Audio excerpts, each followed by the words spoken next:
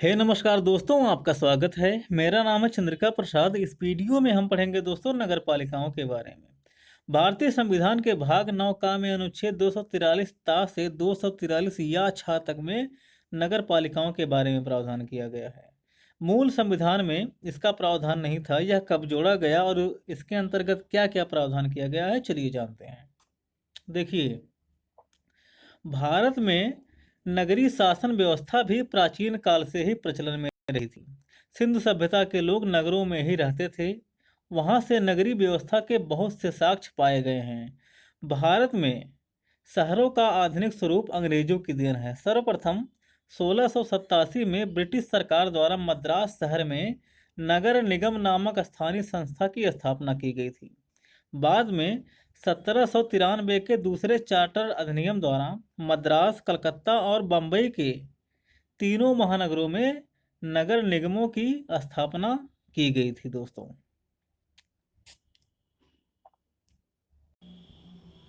भारत सरकार अधिनियम 1919 में नगरीय प्रशासन का प्रावधान किया गया था, जिसके तहत पंडित जवाहरलाल नेहरू, सरदार पटेल, पुरुषोत्तम दास टंडन, देशबंधु चित्तरंजन दास आदि भारतीयों को वैधानिक राजनीति में आने का मौका मिला और ये लोग नगर पालिका के अध्यक्ष चुने गए दोस्तों। स्वतंत्रता प्राप्ति के बाद 74वें संविधान संशोधन द्वारा नगरीय शासन के संबंध में वैधानिक प्रावधान किया गया। 1989 में राजीव गांधी तथा इसके बाद बने प्रधानमंत्री बीपी नरसिम्हा राव के प्रयासों से 74वां संविधान संशोधन विधेयक 1992 में दोनों सदनों में पास हुआ और 20 अप्रैल 1993 में राष्ट्रपति की स्वीकृति के बाद यह कानून बना तथा 1 जून 1993 से लागू कर दिया गया दोस्तों। 74वां संविधान संशोधन अधिनियम द्वारा संविधान में एक नया भाग 9 का तथा अनुच्छेद 243 ता से 243 या छा तक 18 नए अनुच्छेद एवं एक नई अनुसूची 12वीं अनुसूची जोड़कर नगर प्रशासन के विषय में विस्तृत प्रावधान किया गया, जो इस प्रकार है। नगर पालिकाओं का गठन। अनुच्छेद 243 था के अनुसार प्रत्येक राज्य में नगर पंचायत, नगर पालिका परिषद तथा नगर निगम का गठन किया जाएगा। नगर पंचायत का गठन उसी क्षेत्र के लिए होगा जो ग्रामीण क्षेत्र से नगरीय क्षेत्र में परिवर्तित हो रहा है। नगर पालिका परिषद का गठन छोटे नगरीय क्षेत्रों के लिए किया जाएगा, जबकि बड़े नगरों के लिए नगर निगम का गठन किया जाएगा। नोट: ऐसे नगरीय क्षेत्र में जिसे राज्यपाल द्वारा औद्योगिक नगरी यानी कि इंडस्ट्रियल टाउनशिप घोषित कर दिया गया है, वहां नगर पालिका का गठन नहीं किया जाएगा दोस्तों। नगर पालिकाओं की संरचना। इसमें लिखा है कि किसी नगर पालिका में सभी स्थान नगर पालिका के प्रादेशिक निर्वाचन क्षेत्रों से प्रत्यक्ष निर्वाचन द्वारा चुने गए व्यक्तियों द्वारा भरे जाएंगे। इस प्रयोजन के लिए प्रत्येक नगर पालिका क्षेत्र को प्रादेशिक निर्वाचन क्षेत्रों में विभाजित किया जाएगा और उसे वार्ड कहा जाएगा। किंतु राज्य का विधानमंडल विधि द्वारा नगर पालिका में व्यक्तियों के प्रतिनिधित्व का उपबंध कर सकती है। स्थानों में आरक्षण है। अनुच्छेद 243 ना के अनुसार नगर पालिकाओं में भी अनुसूचित जातियों, अनुसूचित जनजातियों और महिलाओं के लिए आरक्षण का प्रावधान करता है। अनुसूचित जाति और अनुसूचित जनजातियों के लिए उनकी जनसंख्या के अनुपात में प्रत्येक नगर पालिका में स्थान आरक्षित होता है। इन आरक्षित स्थानों का 1/3 भाग इन वर्गों की स्त्रियों के लिए आरक्षित होता है। प्रत्येक नगर पालिका में प्रत्यक्ष निर्वाचन द्वारा भरे जाने वाले कुल स्थानों का 1/3 स्थान सभी वर्ग की महिलाओं के लिए आरक्षित होता है। आरक्षित स्थान नगर पालिका में भिन्न भिन्न निर्वाचन वार्डों, क्षेत्रों और वार्डों में चक्रानुक्रम द्वारा से आवंटित किए जाते हैं। नगर पालिकाओं की अवधि। नगर पालिकाओं की अवधि भी पंचायतों के समान प्रथम अधिवेशन से 5 वर्ष तक के लिए होता है। नोट: यदि कोई नगर पालिका समय से पूर्व विघटित कर दी जाती है तो विघटन की तारीख से 6 महीने के भीतर उसके लिए चुनाव कराया जाना चाहिए, जो बचे हुए अवधि के लिए कार्य करती है।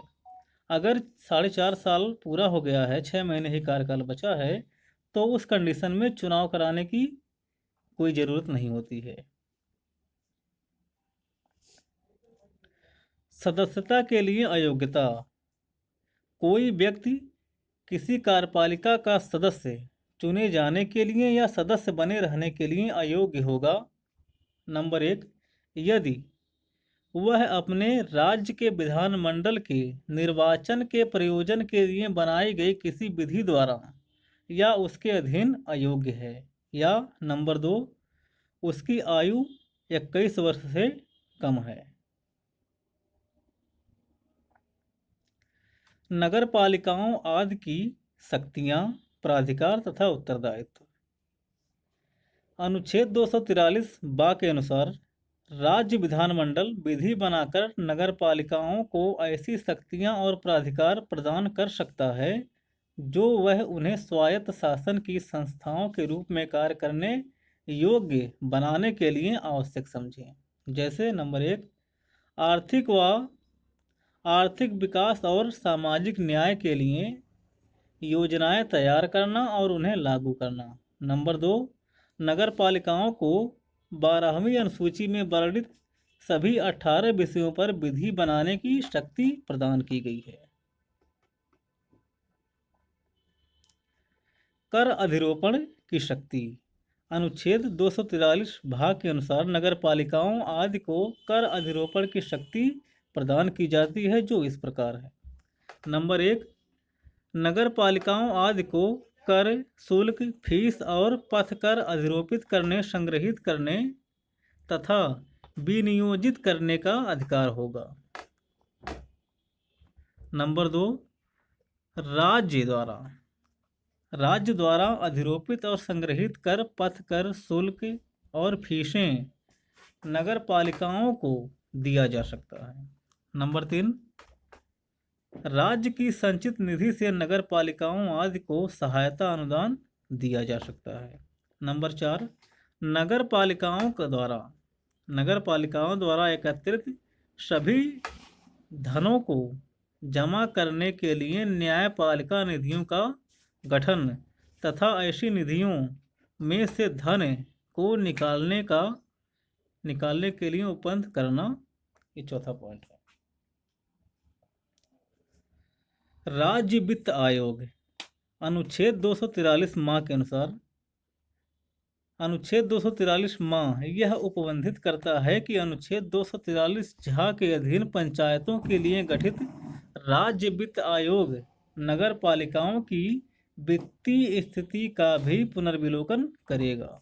नोट: नगर पालिकाओं की स्थिति सुदृढ़ बनाने के लिए राज्य द्वारा वसूले गए शुल्क नगर पालिकाओं को दिए जाएंगे और संचित निधि से भी दिए जाएंगे। नगर पालिकाओं का निर्वाचन।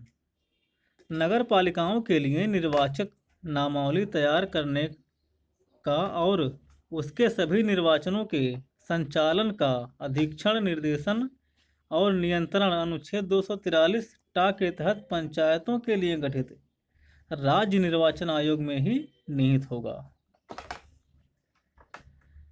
राज्य विधानमंडल विधि बनाकर नगर पालिकाओं के निर्वाचन से संबंधित सभी विषयों से उपबंध अनुच्छेद 243 या का के अनुसार कर सकेगा। दोस्तों, जिला योजना समिति। अनुच्छेद 243 या घा के अनुसार प्रत्येक राज्य में जिला स्तर पर एक जिला योजना समिति का गठन किया जाएगा, जो जिले में पंचायतों और नगर पालिकाओं द्वारा बनाई योजनाओं को समेकित करेगी और पूरे जिले के लिए एक विकास योजना का प्रारूप तैयार करेगी। महानगर योजना समिति। प्रत्येक महानगर क्षेत्र में संपूर्ण महानगर क्षेत्र के लिए विकास योजना का प्रारूप तैयार करने के लिए एक महानगर योजना समिति का गठन किया जाएगा।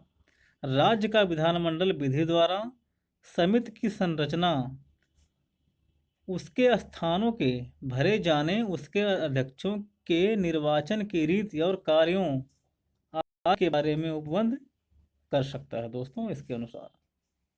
तो इस तरह यह वीडियो यहीं समाप्त होती है। अब मिलेंगे अगले वीडियो में, तब तक के लिए जय हिंद दोस्तों।